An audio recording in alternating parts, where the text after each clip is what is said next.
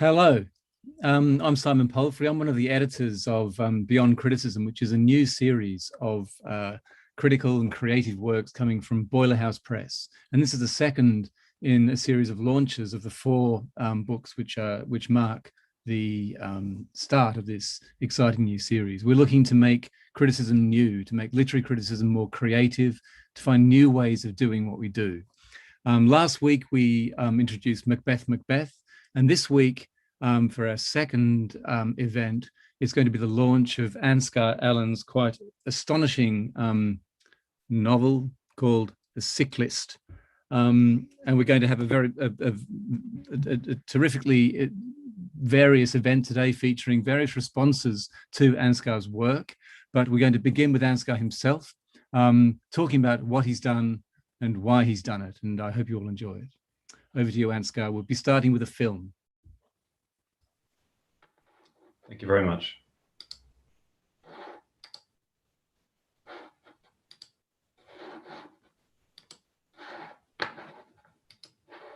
Gordon's life was a disaster beyond the grasp of any biographer. Only one thing about Gordon interested me: how the disaster of Gordon's life was reflected in Gordon's thought, and how the disaster of Gordon's thought was reflected in his life.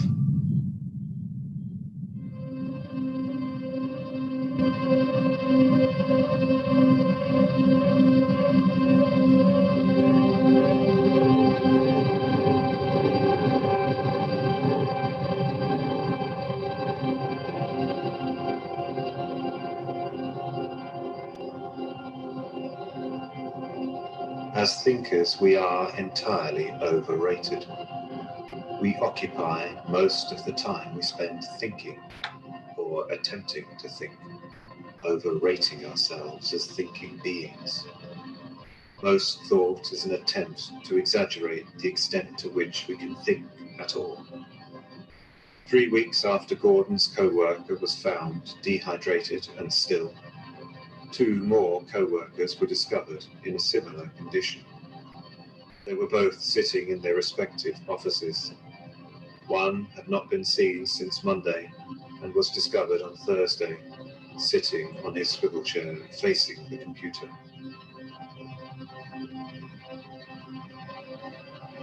Gordon lingered on and prolonged the will to dismissal in those he encountered so that it became unbearable. Assimilate or dismiss. Gordon made both impossible. It was his art, and his alone so far as I knew. It was the art of unbearable ambiguity.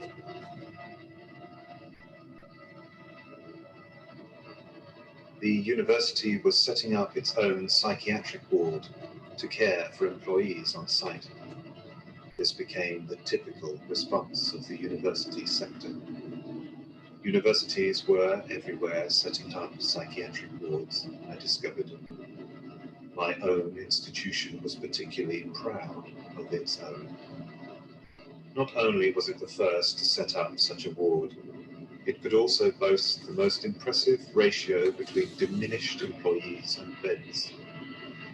We had more beds than we needed, and so were always ready, whereas other institutions often had more immobile and desiccated employees than beds.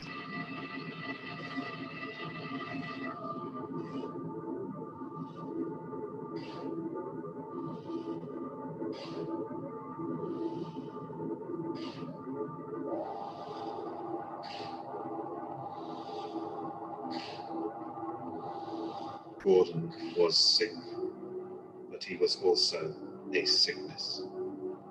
Gordon was the manifestation of a sickness from which a sickness of his own, the sickness of Gordon, would spread. The more I knew Gordon, the more I became sick with Gordon.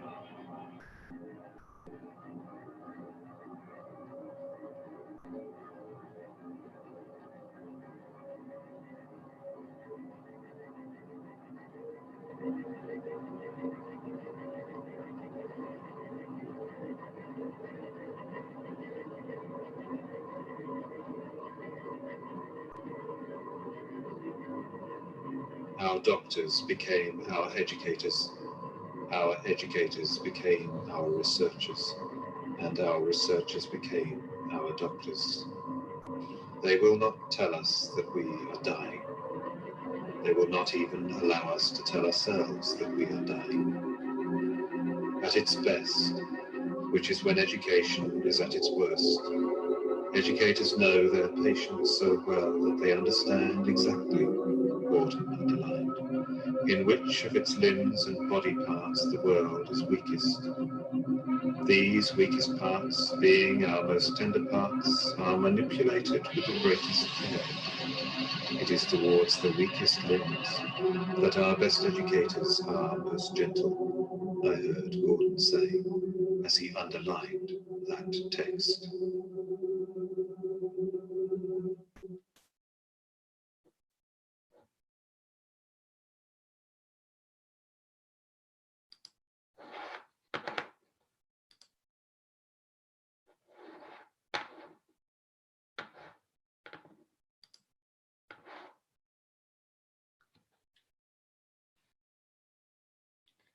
The sick list takes the form of a single paragraph in which the narrator, an unnamed academic in an unnamed contemporary university, relates his obsession with his tutor, Gordon.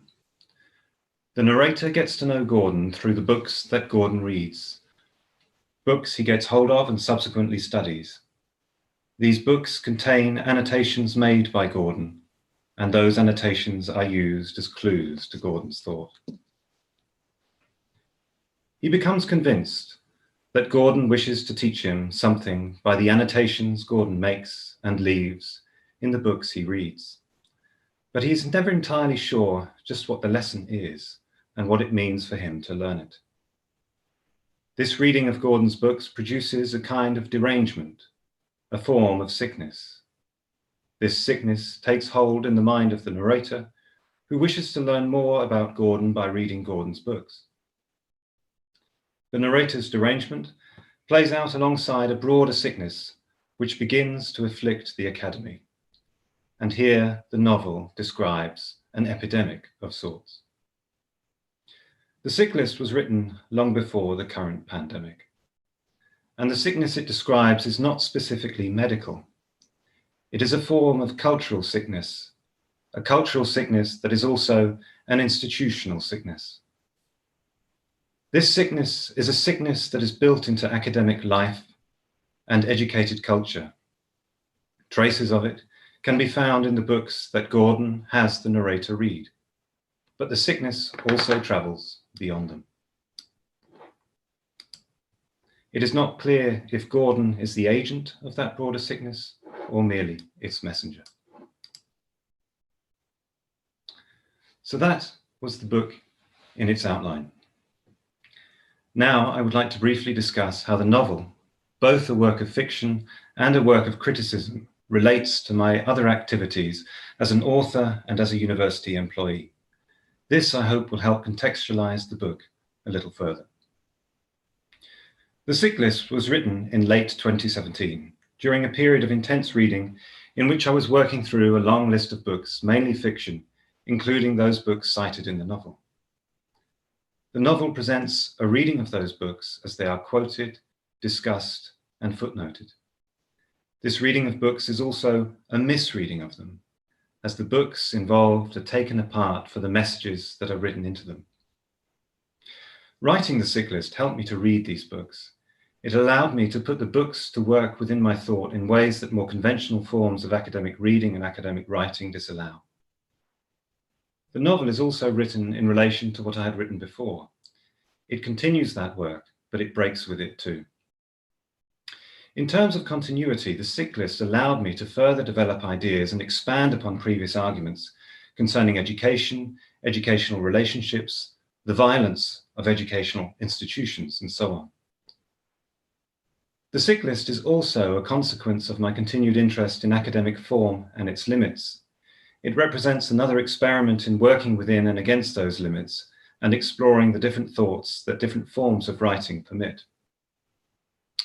In terms of where the novel breaks with my previous writing, the novel allowed me to take ideas that I already had and carry them forward in directions I would never attempt otherwise. In other contexts, in my previous writing, I would not develop ideas as I did in the sick list because of the constraints of other kinds of writing. These are the constraints of more earnest forms of writing, writing that takes a position and wants to make a point and stick by that point and win the argument. I'm referring here to those contexts of authorship where the author is identified, rightly or wrongly, with the argument they present. This is very much the context of academia.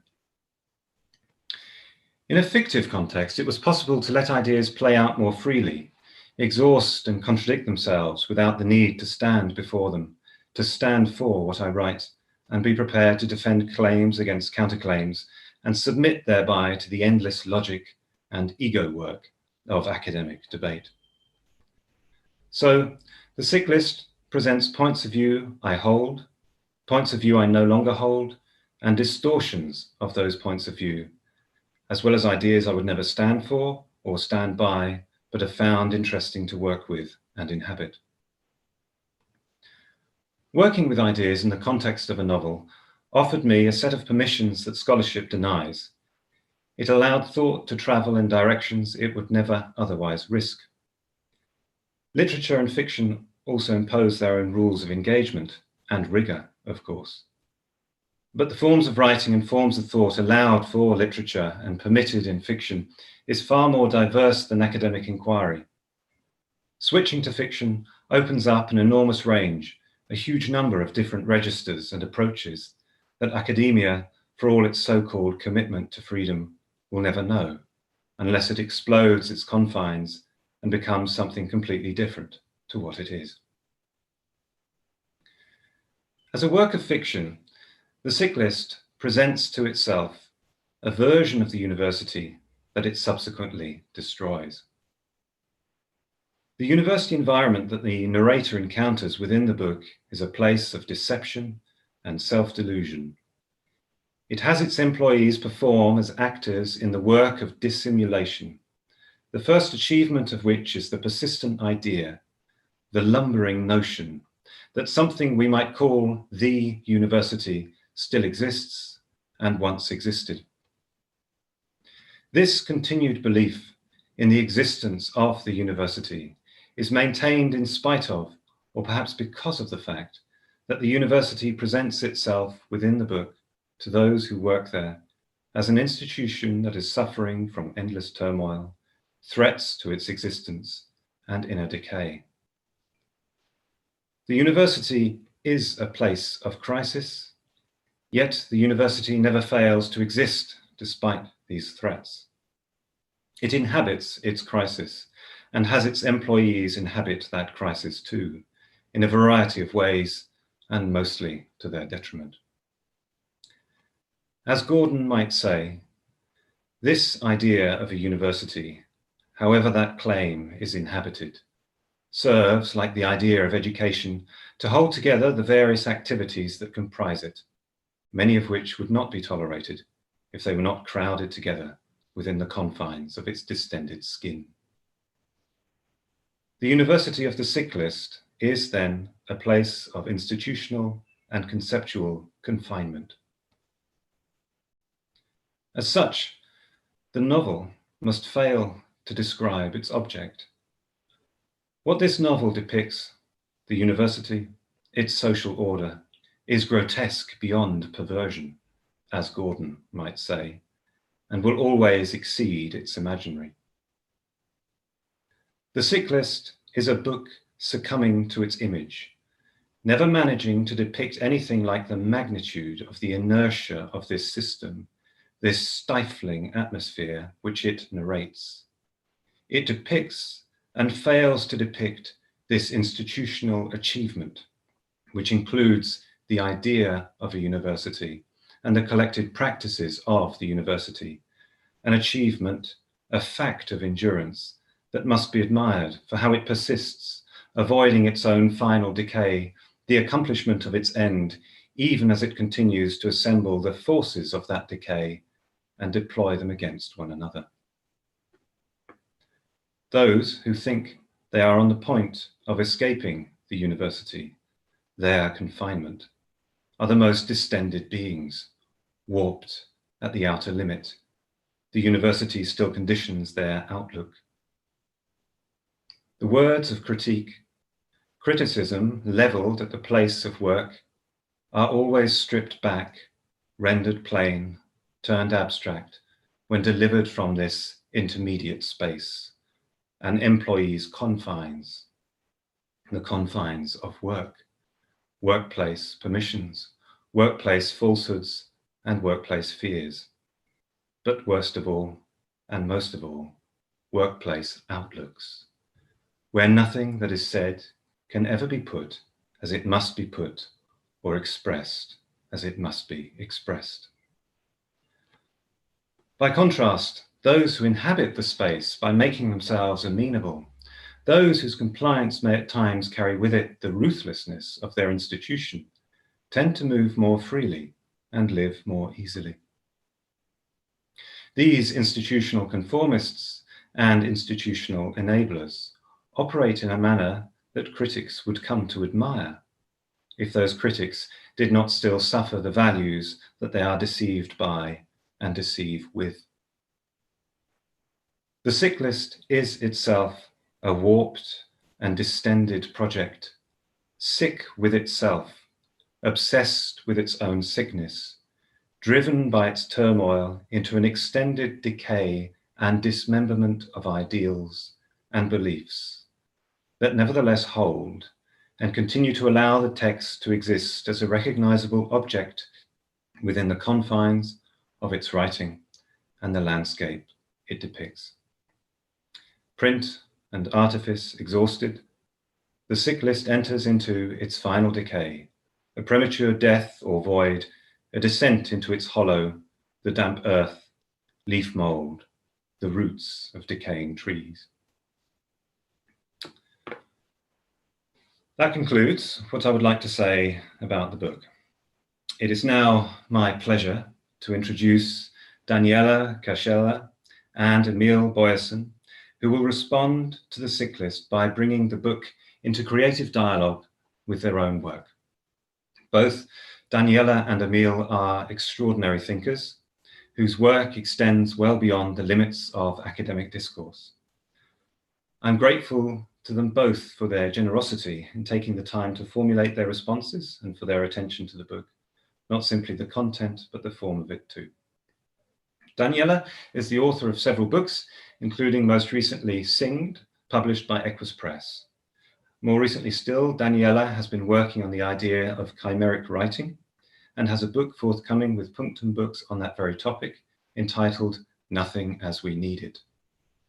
In this book, Daniela reshapes the activity of study and critique by exploring new modes of address and thought, monstrous forms of writing, impure forms that are enacted and studied in her work.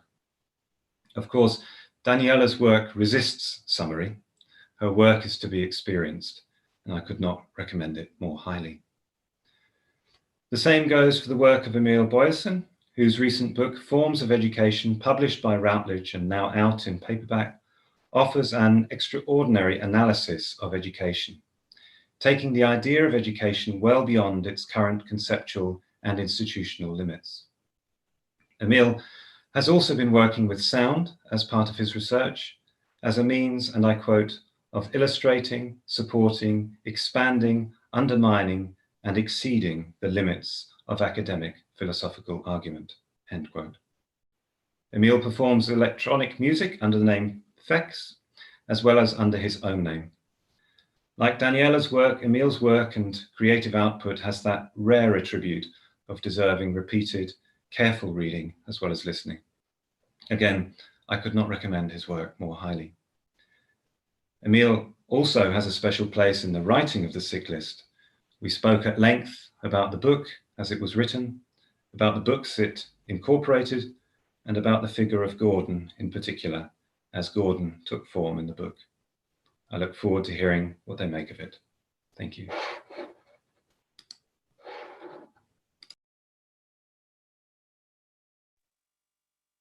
Thank you, Ansgar. I am going to read text that I assembled in response to the sick list in the form of a remix, a sick remix. As many of you will know, a remix implies sampling, implies modification, implies exaggeration, in times implies rarefied moments. I think I will briefly go through the elements from the sick list that I decided to sample, and by sampling I'm trying to look at possibility for quotation. On a very immediate level, there are sentences from the book which resonated with my own concerns, and those of you who already have had the chance to read the text will probably recognize some of them. Toward the end of my piece, I needed a list of adverbs, and all these adverbs come from Ansgar's book, which I read from the last page backwards, sampling all the adverbs until I could no longer sustain the exercise. I was also interested in sampling in terms of rhythms and structures, syntactical structures. So there's quite a good amount of that in my piece. Then there's what I would call somatic sampling, atmospheric sampling. How do we quote an atmosphere? How could I sample the sense of obsession in the book, the stifling atmosphere, but also the sinister irreverence that we read in these pages and we perceive somatically while reading. And finally, an element that struck me visually in the book, footnotes. I work quite a lot with the use of footnotes, and specifically there's something that happens on page 54 and 55, and I hope that you can see this curtain of footnotes here. Yeah, that kind of called me.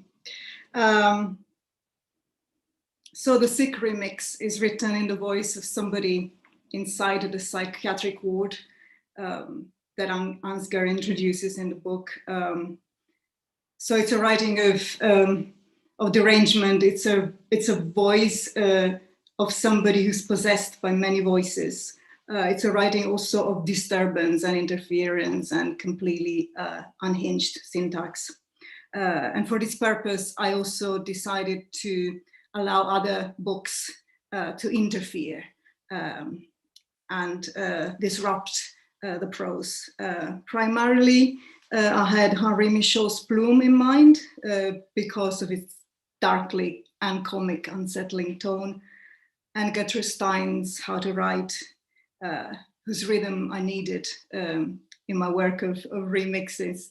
I needed to address certain points where the prose critically unhinges any expectations of flawlessness or coherence. I needed a sick syntax. So the remix, which I'm going to read now, is in 3 parts. They have titles. I was singing in my head the idea of no rhyme, no reason, trying to unsettle any reason in rhyme. And the 3 titles are The Thick Mist, The Sick Fist, and The Six Twists. A sick mix in 3 parts. This might be entitled The Thick Mist. It would start with neo-Gothic epigram, overthrow any expectation of logic or inner taste for clarity.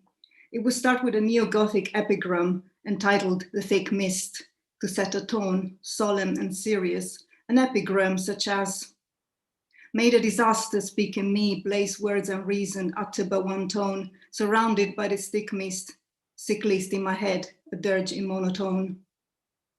It might then begin to move in asynchronous degrees of repetition and degrading repetition of degraded reputation, and provoke the only laughter we may be capable of, the convulsive laughter full of dread.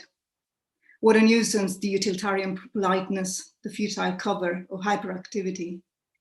Unable to see the underlined void we underlined, you quoted, we repeat, degrading to the utmost degree, thinking how much we have to do and would be doing, the feeling of how much there is to do, how little time, our heads full of things to do and no time to do them, things to write, no time to write them, and it cannot be compared, no, cannot be voiced, while not having the faintest idea where the thing is we want to write.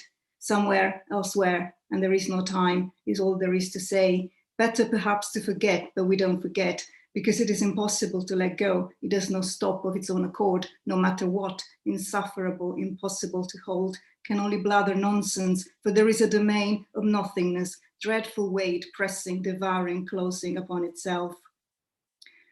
The politeness beside the bother, the insufferable neatness, the attended violent ability, the avoided alarm, the pitiable state of hyperactivity that we call research, of which it is not a pleasure that we are speaking here, we underlined, you quoted, degrade to the utmost degree, degrade in every 76, 78, reading footnotes now. It is the death of thought, all this footnoting, this 59, this 132, 1, 2, yes, you, not, rot, 2, 1 and 2 is 3, for you is nothing.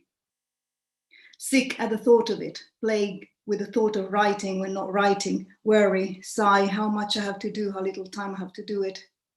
An abstract sense of guilt, and then nothing, the ever so fashionable something referred to as nothing, the so-called absolute nothing, full of unbearable pathos, the undeterminable, malleable nothing of those half philosophers, the topic of lifeless conversations at panel discussions held in sound-dead, poorly lit, windowless rooms, a nothing stretched, bloated to its breaking point, a balloon of nothing, a monograph nothing, a rotten heap of notes nothing, only called nothing because nothing better fits the nothingness whose workings concern nobody but those who work them, and then they write monographs.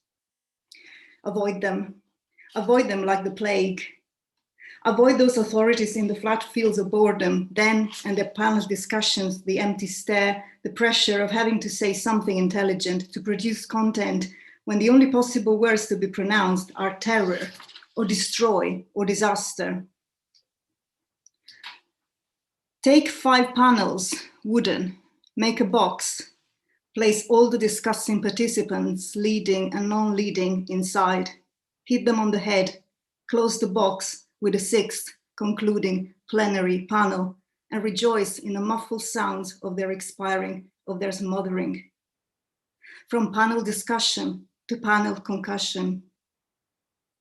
Tired, I am growing tired, part of that grey sickness called Gordon, the heading on the page. It was given a name, made more familiar, at least you can call it something. Never someone here though, never address. But who do I even think Gordon is? The heading on the page, the grey sickness. These might also be entitled The Sick Fist, a dream. I dreamt of meeting Gordon in the gutter, the trouble he had in him, the ruin. His head was gigantic, like those papier-mâché props in old theaters, looking evil and sad, or a broken marionette, its mouth frozen in a madman's rictus, Gordon, and his giant head full of thoughts, climbing a mud slope that would undoubtedly lead him nowhere. It is not a good sign, I thought in my dream, as I stiffened into painful frenetic contractions, not a good sign to have met with a monster head like that. How much thinking could he possibly host? A nasty omen. In the dream, I knew he was sick, him and all those thoughts. With my uncontrolled, sick fist, I punched his great giant head in one fell swoop. He might have been poorly attached. Heads just don't come off like that. Something must have been wrong with the thoughts inside it, all the thinking that must take the form of doing, of doing, of doing. He must have been poorly attached. Do not blame my sick fist. It was just a dream. It was a bad dream. It was nothing. Be quiet now, nothing. Not right now. Later, when nothing is left, I might summon my strength again and strike once more. But until then, I must keep quiet. I should be content I had a name, Gordon. A name that keeps growing, expands into the white of these pages, standing there alone. And there is nothing to come, no explanation, no commentary, a name like a large head. No, that was in the dream, a large heading with nothing underneath, a blank page, and further down below, many, many footnotes. This might also be entitled The Six Twists, Death by Footnotes, a catatonic chant. Dare numeri in Italian means to be deranged, to speak empty words. It also means literally to read out numbers, footnotes in this case, deranged. 23, Bernard Thomas, yes, 59. 24, Bernard Thomas, yes, page 61. 25, Bernard Thomas, yes, page 65. 26, Bernard Thomas, yes, page 74. 27, Bernard Thomas, yes, page 64. 28, Bernard Thomas, yes, page 113. 23, Bernard Thomas, yes, these ugly complainers, 59. 24, Bernard Thomas, yes, psychiatric wards everywhere, 61. 25, Bernard Thomas, yes, I am sickness and my sickness become yours, 65. 26, Bernard Thomas, yes, the workings of dark humor, 74. 27, Bernard Thomas, yes, it is the death of thought, all this footnoting, 64. 28, Bernard Thomas, yes, this footnoting, 113. Thomas, yes, no, terror, or so I heard it whispered, terror. Watch, as meaning turns to vapor, turns to 65. 26, looking sick these days, it is this sickness, yes, it is more or less, or is it most and best, this sickness? No, I'm all right, right, left, right, left. I had a good job, but I left. Many are so sick with thinking of writing, not writing. Many are very sick with thinking of writing, not writing, so much to write so little time. Some keep on believing they're contributing something. Knowledge, right, right, left. Those who are left are very sick. Many think of writing and not contribute anything. Bleach the night, deepen its shadows, plunged into this darkness by these lights, amber lights of borders and transitions, replaced by white lights of reason. It is like this. Many who are sick ones, or while they are being sick, are always experiencing their own conceit of potentially being ones being writing, not writing.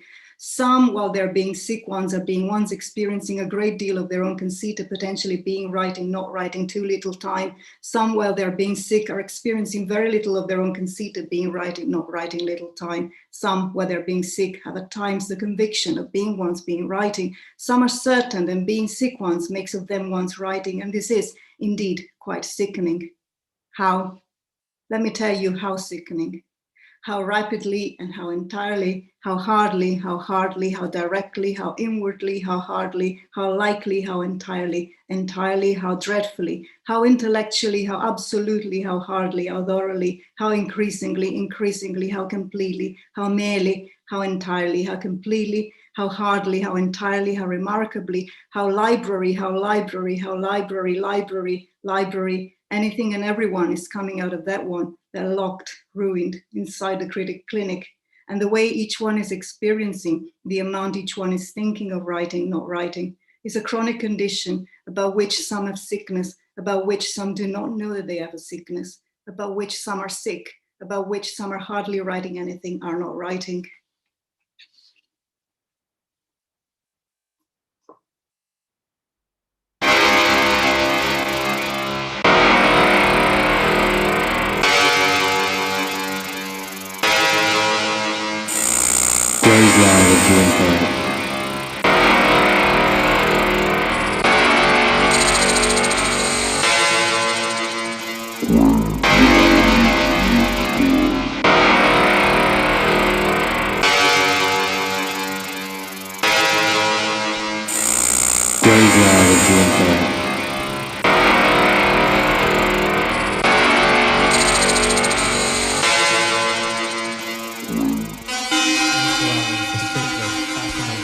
With the internally perpetuated and suspended collapse of the university.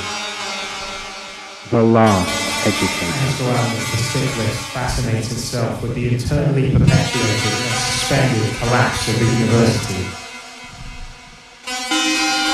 Ansgar Allen, the cyclist, fascinates itself with the internally perpetuated collapse of the university.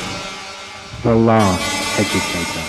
Ansgar Allen, the cyclist, fascinates itself with the internally perpetuated and suspended collapse of the university. Ansgar runs the secret, fascinating itself with the eternally perpetuated and suspended collapse of the university. Runs the secret, fascinating itself with the eternally contemporary university. Proclaim or defend educational ideals, rather pointing towards the hollowness of their performance in the contemporary university. Proclaim or defend educational ideals, rather pointing towards the hollowness of their performance in the contemporary university.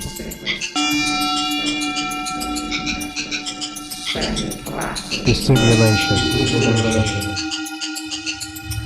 Runs the secret, fascinating itself. Confusion. Darkness.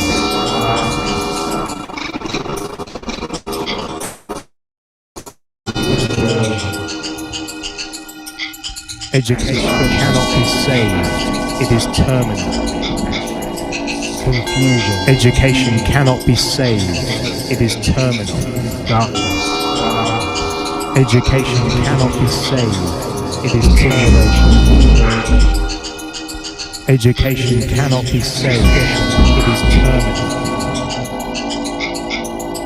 Confusion. Darkness. Simulation.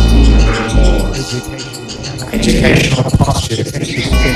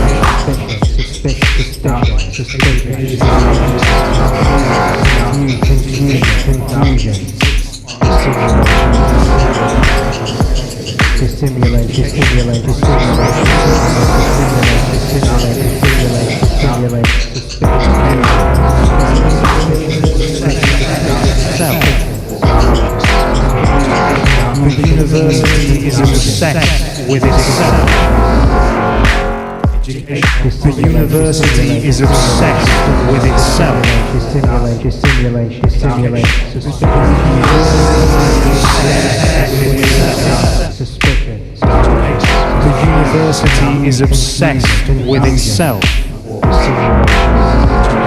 The university is obsessed with itself. Education cannot be saved. It is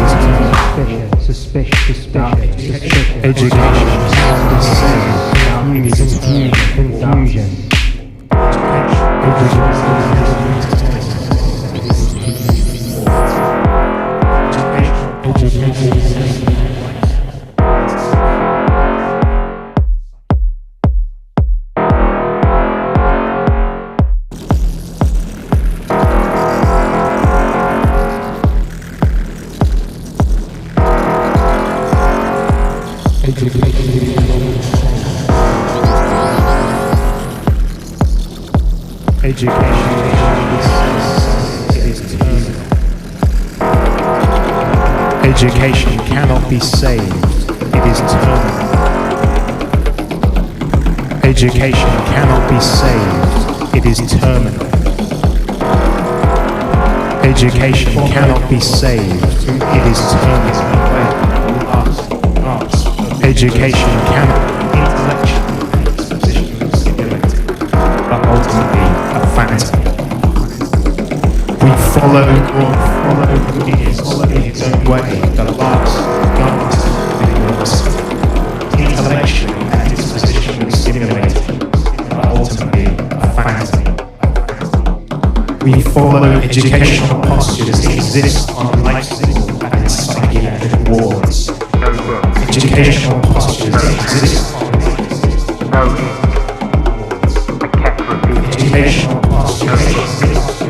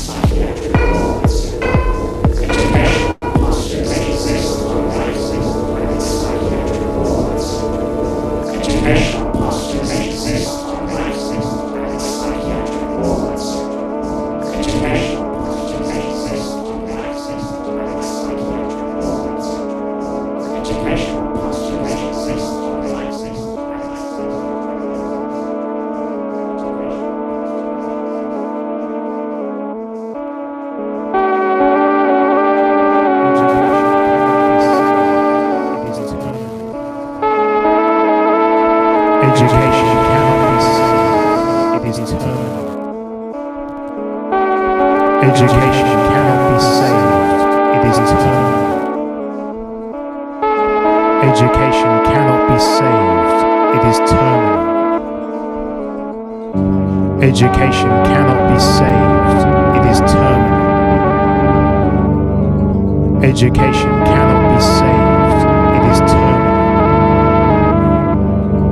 Education cannot be saved, it is terminal. Education cannot be saved, it is terminal.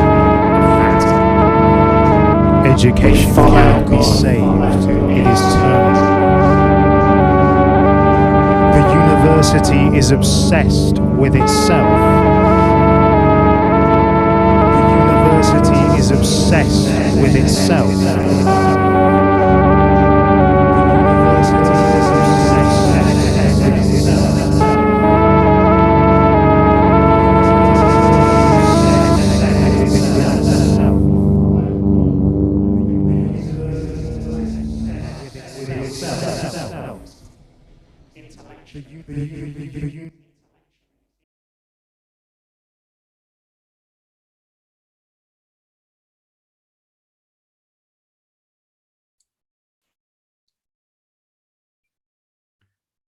Well, thank you.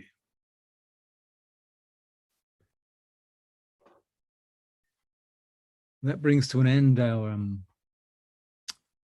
event, our cyclist event. I'm a bit speechless after that. I mean, I've been terminated.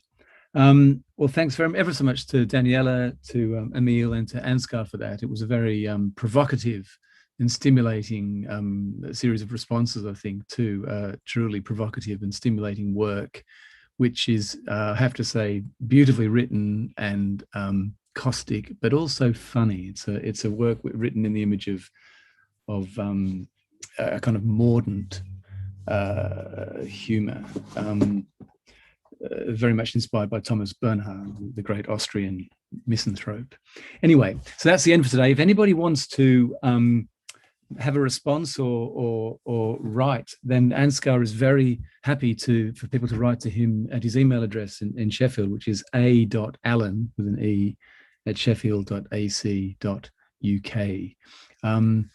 That's the end, and so I hope you all enjoyed that. And the next one in the Beyond Criticism series is Steve Hanson's quite stunning work, The Shaken Bible, which is a sort of mashup of the scripture, with Blake, the Ranters, and sort of northern dissidents, which, like The Cyclist, is a remarkably brave and innovative and thought-provoking piece of writing. So I hope you can join us for that next week.